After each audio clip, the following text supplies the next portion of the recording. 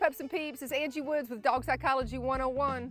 Do you have a really energetic dog? One that I would put in my high or very high category? Well, these are the kind of dogs that we need to do an elevated exercise with. So the purpose of our elevated exercise is to burn calories quickly, okay, or more efficiently. I put dogs in 4 primary energy categories: low, medium, high, and very high. Exercise cures many, many problems, the best medicine in the world. So if you have a low energy dog, he's a sofa spud. He wants to lay around, he doesn't get excited over much, and he's just a chilled out, easygoing guy. If you have a medium energy dog, they can get excited during periods, but then they settle back down pretty quickly. They need a moderate amount of exercise. If you have a high energy dog, these tend to be your working dogs, your herding breeds and things like that. They need more exercise. They definitely would fit into this category that we're talking about today.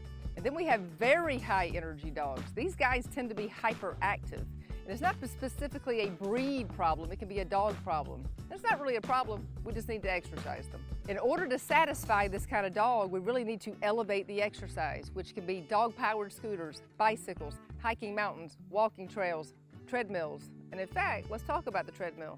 If you have a really high energy dog, treadmilling them before other exercise can really burn off the top layer and make things a little bit easier when you go out into the world with them. One thing about living with a really high energy dog means they really get a bad rap. They can drive you crazy. They can be bouncing off the walls again. They can be chewing things, barking more, all over you, in your space. Tired kids are really good kids. Tired dogs are even better. When they're tired, they listen. Their brain opens. They let things in. They argue with you less. They just make better dogs.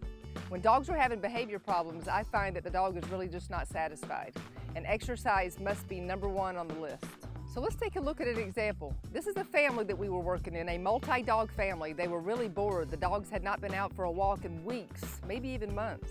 So they were pent up, aggravated, frustrated, and acting like nuts, having tantrums even when we tried to get control over them. Once we went for a short walk, and when I say a short walk, I'm talking about maybe 300-400 yards and back. But because we made them mentally focused, we elevated their exercise, we came back, and now look at them. Peace is in the home. But we must remember that no matter what type of exercise we're doing, that we really want that mental component to be involved, which means they're connected to you. I can't say that enough. Most dogs come into the world and they're totally connected to the squirrels and the rabbits and the birds and the other people and the dogs. Your dog should be connected to you. You'll let them know when they can have free time. The mental work is as important as the physical work.